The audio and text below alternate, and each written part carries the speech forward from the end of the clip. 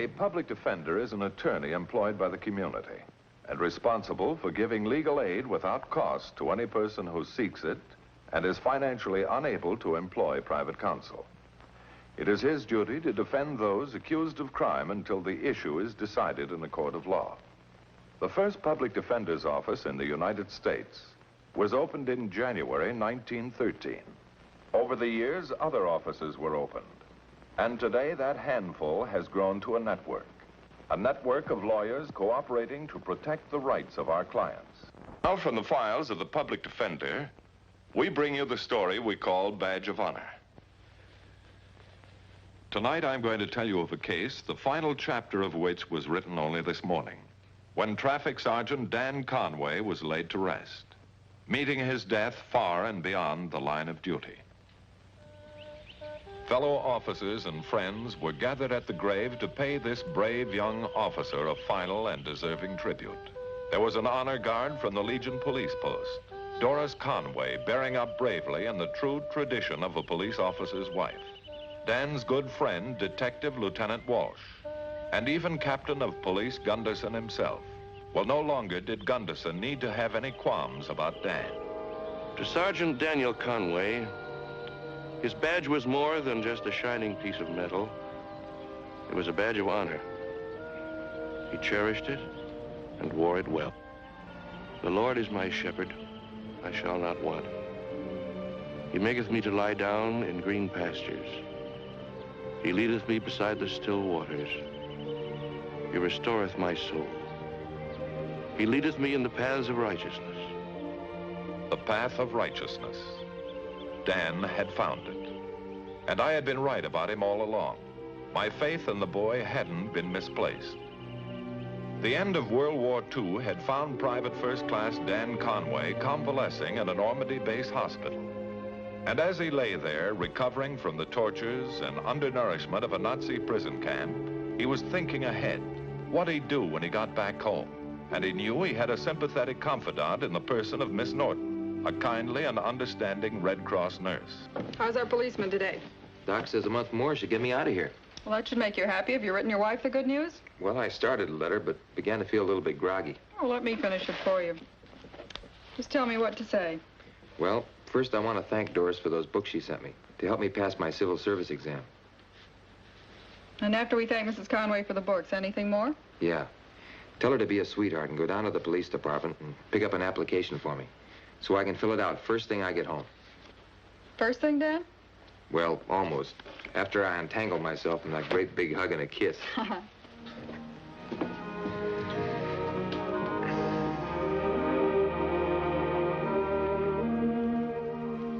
Oh, I've been promising myself this for a long time. Me too.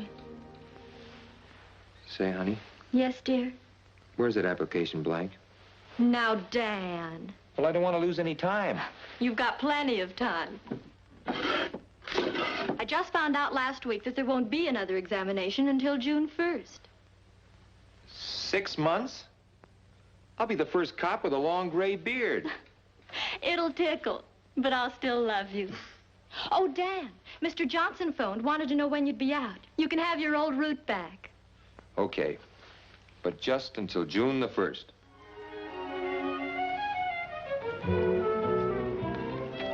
Say, is this your regular route? Yes, sir. I just moved into apartment 4. How about dropping off a couple of quarts every morning? Well, I'll be glad to, sir. Your name? Lieutenant Walsh. Army? Police. Oh. Say, that's my racket. I mean, it's going to be. In June, I'm taking exams. Are they tough? They're not easy. I guess they have to be. Otherwise, any guy could be a cop. I mean a policeman. You look like you might make it. Thanks. But, I could use a few pointers, Lieutenant. Anytime, son, if I can help. You sure can. How about your weight? Seems to me you could use a few more pounds. Guess I could. But where I was boarding, the Nazis didn't exactly feed you meat and potatoes every day. You better work on that, or else when you go for your examinations, you won't get any further than the scales. Dan took the advice to heart. If he had to eat his way into the force, Doris was just the girl who could help him make the grade. And Lieutenant Walsh, who had taken a sincere liking to Dan, was making it his personal job to see that Dan was properly prepared for the civil service examination. It was a tough one, and Dan, sweating it out, nervous and tense, wasn't sure he could pass. When the good news came, it was cause for a celebration dinner. When I got that postcard notifying me I'd passed, I started to breathe all over again. 80%. That's not too bad, huh? Don't you think Lieutenant Walsh deserves a little credit? Forget it. This is Dan's night to howl. When you come back to Earth, Dan, you're going to find out that being a police officer means a lot more than just carrying a billy club. A lot of responsibility goes with the job. Maybe you ought to stick to your milk route, dear. Not me. Tomorrow morning, I'm giving the firm my notice. It's time enough for that, Dan. You're not a policeman yet. But I'm over the biggest hurdle. Rest should be a breeze. Well, there's still the oral exam. Get a line on your character and temperament, a psychiatric test. That's to find out if I'm all there. Sometimes I wonder. Hey, one more crack like that from you, Liddy, I'll have to lock you up. Dan, you got some rugged weeks ahead of you. Granted, you get by the exam. You still got 90 days of the toughest grind you've ever been through before you even start your probationary period. Oh, you haven't any cranberries, Lieutenant. Oh, thank you. Lieutenant Walsh was right, as Dan found out. There were track workouts until Dan wondered how much longer he could stand on his feet. Hours of grueling exercises in conditioning. Day after day at the rifle range to become expert in the use of firearms. And at last, a final dress parade in which Dan marched with a sense of real accomplishment. An important day to him. He had earned the right to wear the coveted uniform. You've worked hard for that badge, Conway. Now wear it with honor. Yes, sir. As division commander, I'll be keeping tab on you. And I'm a pretty tough officer.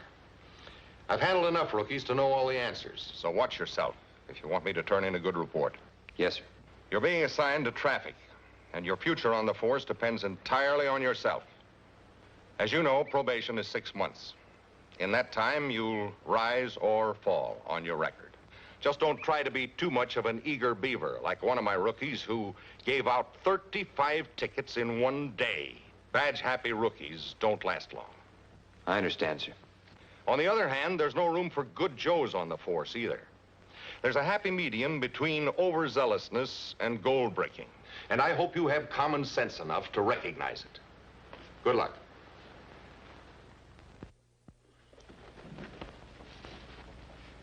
How'd it work, huh? Today's report. How you making out? 2 tickets. That's my whole day's work. I never saw so many well-behaved citizens. Don't try to force it, kid. You'll get your chance.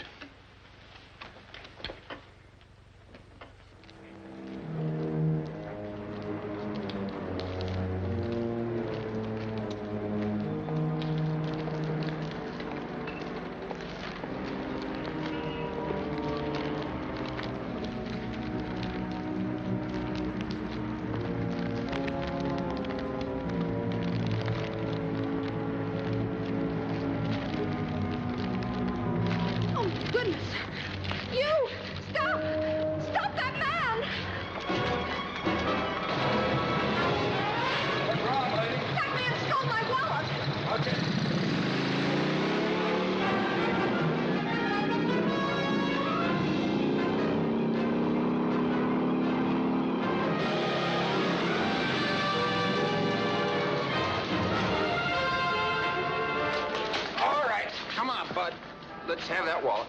What wallet? Come on, give. Look, all I'm doing is minding my own business, and you come along and give me Knock nothing. it off, up against the wall. Go on. You ain't gonna find nothing. Told you I ain't got no wallet.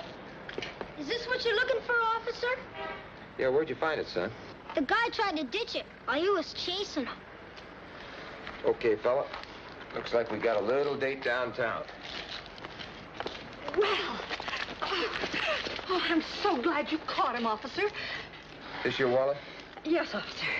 What's your name, ma'am? Mrs. Mabel Wilson. You'll find it in the card right inside. What's your address, Miss Wilson? 964 Archer Place. May I have my wallet now, please? Thank you, officer.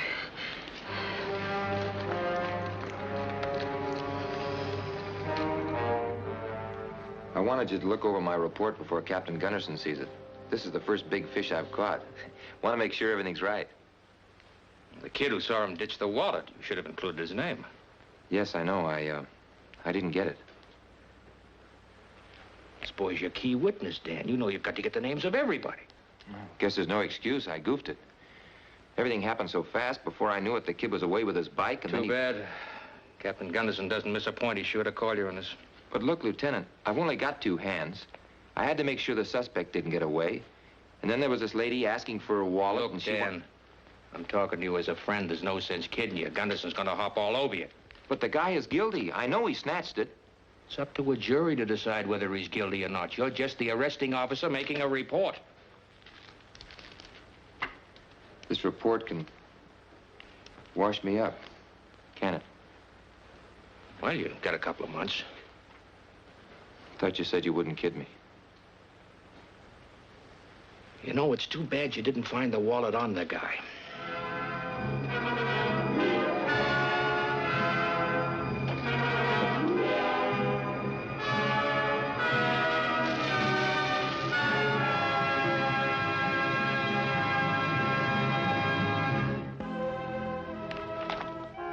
Is something worrying you, dear? No. No, why? You look as if you had the whole weight of the world on your shoulders. Just tired, I guess. And this was the night you were going to help me reline that kitchen cabinet. Some other time, Welcher. That's probably Lieutenant Walsh, and I'll bet you're not too tired for a gin game. Hi, Doris. Thought I'd just drop over and give Dan a chance to get some of his money back. Good. Maybe you can pull him out of the doldrums. Still thinking about that report, kid? Worry won't help. What report, Dan? Oh, it was just a pinch I made yesterday. I guess I forgot to tell you about it. Now, don't tell me you actually made a real arrest and kept it a secret. It's just a petty theft. Nothing world-shattering. But, Dan, I should think you'd be terribly excited. It'll help your record, and isn't that what you wanted? Who can that be? I'd like to speak to Officer Conway. Oh, I'm Officer Conway. I'm Bart Matthews, Public Defender's Office. This is Mrs. Conway. Hello. Mrs. Conway? And, Lieutenant Walsh. Lieutenant, I've seen you around headquarters. Oh, if this is police business of some sort, I think I should leave you men alone. I'll only be a few minutes, Mrs. Conway. It's about this fellow Brown, man you arrested yesterday. Our office is defending him, and we'd be remiss in our duties if we didn't run down every lead. Certainly, sir. Well, won't you sit down? Thanks.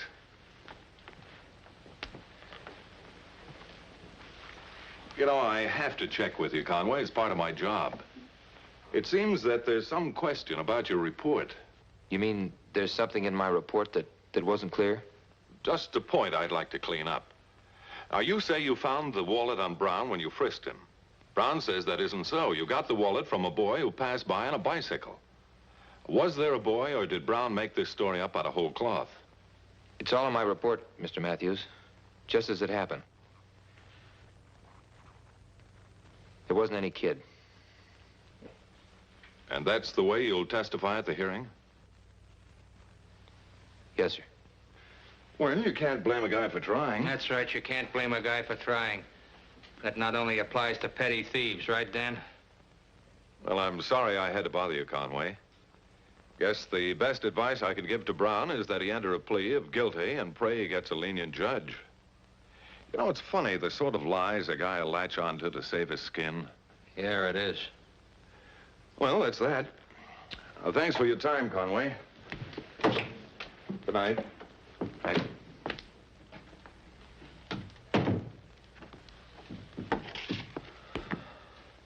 I know what you're thinking, Lieutenant. Why don't you say it? Think I'm a heel. That I don't deserve this badge. But I had a responsibility. Here was a guy that had stolen a wallet. And he might get off scot-free because of a little mistake of mine. It wasn't because you weren't thinking of yourself? Well, maybe that had something to do with it. But you told me yourself I was on a spot. What else was I gonna do? Have Gunderson lay it on? Maybe can me? Do you want me to throw away a whole future all because of a little technicality? I wouldn't want your future now, son. Not while you've got to live with that little technicality and your conscience.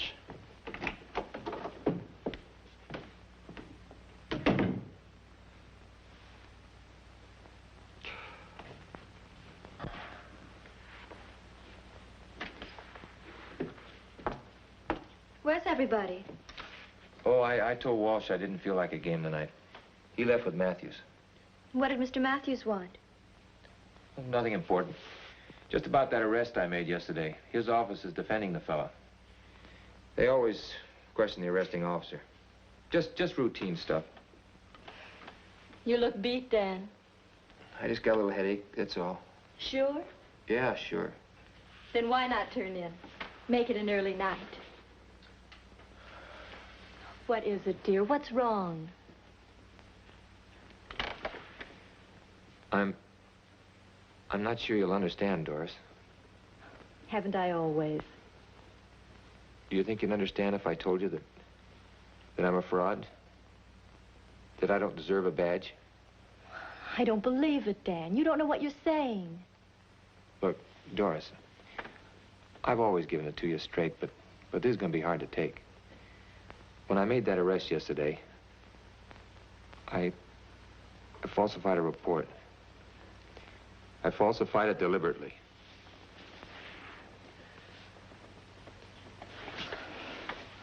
But why, dear? What's the difference why I did it? I was so hot on becoming a cop, I threw away the book of rules and made my own. Maybe I tried to kid myself. It didn't matter because the guy was guilty anyway. But the real reason was I was scared stiff of Gunderson. Anyway, it's done. Oh, Dan, I wish I could tell you what to do. I know what to do, honey. Tomorrow morning, I'm going to see the public defender.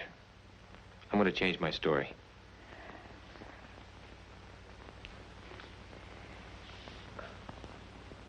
What you've just told me, Conway, could finish your career. I realize that, sir. When do you plan to see Captain Gunderson? Right after I leave here, Mr. Matthews. Now, wait a minute. Let's think about this. Now, that doesn't mean I'm condoning this false report. Oh, I know that, sir. Since advice here is free and I give it out all day long, you mind if I give you some? I certainly could use it, Mr. Matthews. Well, I'd suggest you don't do anything. Just go about your work. Brown's preliminary hearing doesn't come up for a couple of days, so let me think it over, huh? Dan had told me of his friendship with Lieutenant Walsh. Fortunately, I ran across Walsh at the police academy while I was waiting for Captain Gunderson to join me for lunch. What first attracted me to Dan was his sincere desire to become a good officer. I couldn't believe he'd foul up a report. When I found out about it, it threw me. But after what you told me, how Dan came to you, I guess I wasn't wrong about the kid. Then there are two of us who think that Dan is worth going to bat for. Captain Gunderson, Bart. Maybe it's best if I speak to him alone. Much. Well, John, right on time. Well, it's a free lunch. I'm always prompt. What's on your mind, Bart? How do I have to have something on my mind to ask you to lunch? To give you a short answer, yes. Well, all right. It's a hypothetical case. I'm curious to know how you'd handle it if it were up to you. Let's have it. Well, suppose that one of your probationers, in his anxiety to make good in your eyes, overstepped himself. How? I'll get to that, but let's say that getting on the force as a regular is almost an obsession with this fellow. Now, he's worried that he hasn't made much of a record so far. Then he makes a pinch. What kind of a pinch? Well, maybe he catches a man who snatches a purse. A witness sees the man drop the purse, identifies the suspect, turns the purse over to the officer, who gets a little flustered. Now, remember, it's his first arrest. He forgets to take the witness's name. I'd put him on the carpet. Oh, but there's more, John. He's sure the man is the thief, but he knows what to expect if he admits the error in his report. So he falsifies it, says that he found the purse on the man when he frisked him. And you want to know what kind of action I'd take? I'd kick your hypothetical officer right off the force. Come on, let's eat.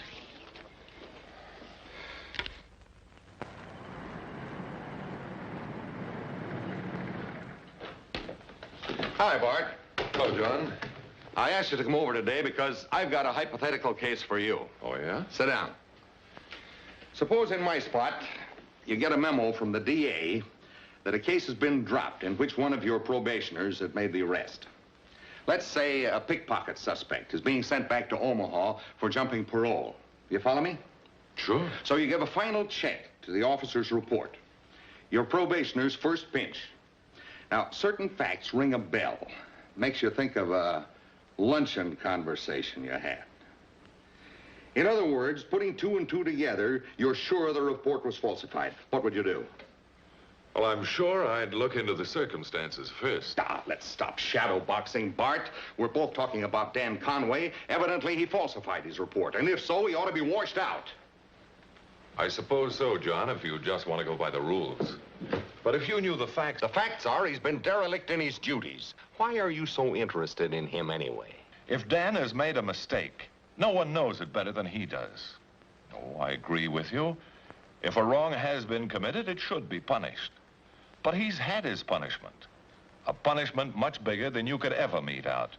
A tortured conscience. So tortured that he came to see me on his own. And he would have gone to see you if I hadn't stopped him. Voluntarily, he admitted to me that he falsified his report, even though he knew that no one would ever discover his lie if he chose to live with it. Now, it took a brave man to do that, John, a big man. It showed character and respect for the uniform. Keep him on the force, and I'll underwrite him. We need men like that. All right, Bart. I'm sold. Thanks, John. You won't regret it. Now get out of here, will you, before you talk me into promoting the guy to a sergeant. But seriously, Bart, we can't overlook this thing entirely. Suppose I recommend 30 days suspension. Don't you think 5 days would serve the same purpose? Now I know why you're such a good public defender. Thanks, John. When Dan finally became a member of the force, there was a celebration. You cut the cake, Dan. You know, this is one day I'll never forget.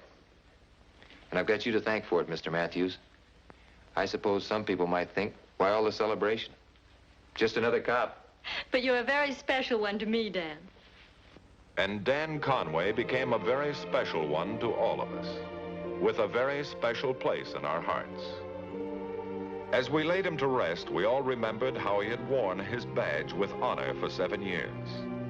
Then, 2 days ago, as he was driving home, he noticed a car wildly careening down the highway. In a matter of seconds, it would collide head-on with a school bus.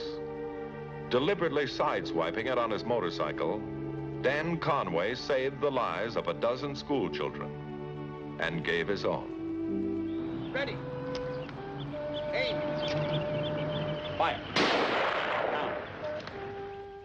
It's good to remember this story of Dan Conway, for too often we take for granted the courageous deeds of our police.